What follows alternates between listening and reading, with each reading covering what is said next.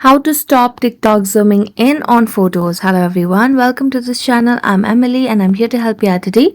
So without any delay, let's get started. So first of all, launch the TikTok application on your device and make sure that you're logged into your account. Next, what you need to do is you can just tap on the plus icon over here and you can tap on any of the photo or you can take it from your gallery over here as well. But since I've already selected the image over here, I'm going to go back and get back onto my profile and then tap on my drafts.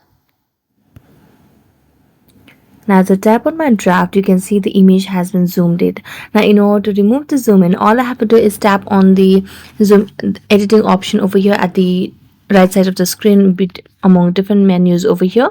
So tap on this option over here, which is the third option from the top, and here you can see the zoom in option has been toggled on. So all I have to do is just tap on the effect and then tap on delete and then play, and there you go. So thank you so much for watching this video. See you next time.